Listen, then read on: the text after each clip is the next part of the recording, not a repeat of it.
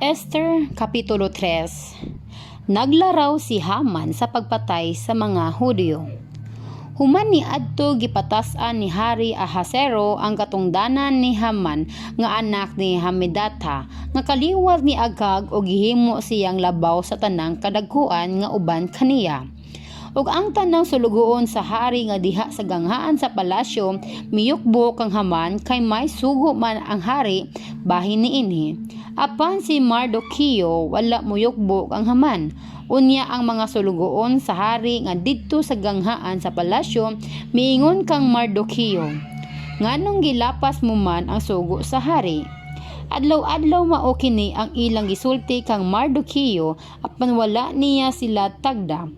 Gisuginlan nila si Haman bahin niini aron gayud pagsuta kung mosaler ba ang mga pulong ni Mardocheo kay nagsulti man kanila si Mardocheo nga siya usa ka Hudyo. Sa pagkakita ni Haman nga wala muyukbo ug mutahod kaniya si Mardocheo, nasuko siya pag-ayo. Apan dili siya buot nga si Mardocheo ray iyang mapatay. Busa tungod kay nasayran man niya nga si Mardocheo usa ka Hudyo, nagtinguha siya pagpatay sa tanang Hudyo nga mao ang katawhan ni Mardocheo sa tibuok gingharian ni Ahasuero.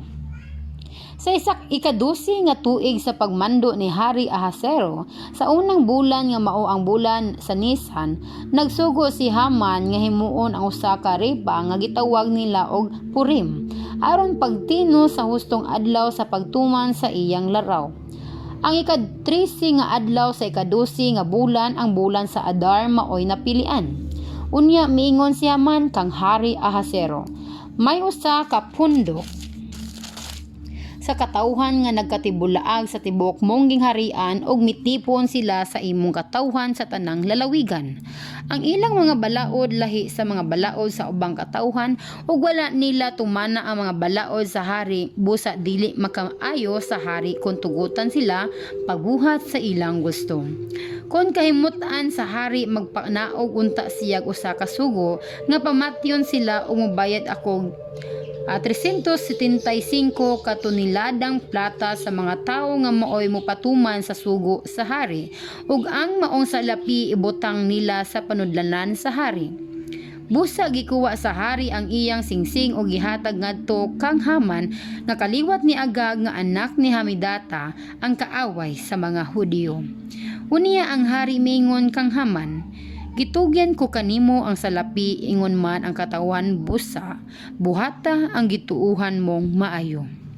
Busa sa ika-13 nga adlaw sa unang bulan gipatawag ni Haman ang mga sekretaryo sa hari o gipasulat kanila ang usa ka pahibalo. Ang maong pahibalo gisulat sa panulungan o sa paagi sa pagsulat sa matag lalawigan nga sakop sa gingharian o gipadala ngadto sa tanang magmamando. Gobernador o mga opisyal gidala kini ubos sa ngalan ni Hari Ahasuero o gisilyuhan sa iyang singsing. Ang maong mga sulat gipadala sa mga mensahero ngadto sa tanang lalawigan nga sakop sa gingharian nga gikinahanglan pamatyon o puuhon ang tanang mga Hudyo sulod sa usa ka adlaw. Sa isa ka 13 nga adlaw sa ika-12 nga bulan nga mao ang bulan sa Adar ug mga gikinahanglan sa mito ng ilang mga kabtangan. Usa ka kopya sa maong kasuguan ipadala ngadto sa matag lalawigan ug ipahibalo ngadto sa tanang katawhan aron mangandam sila ni anang adlaw. Midala pag-adto ang mga sinugo sa hari ug ang maong sugo gipanaog didto sa Susa, ang uluhang syudad. Samtang ang hari o si Haman nag-inom, ang syudad sa Susa nagubot.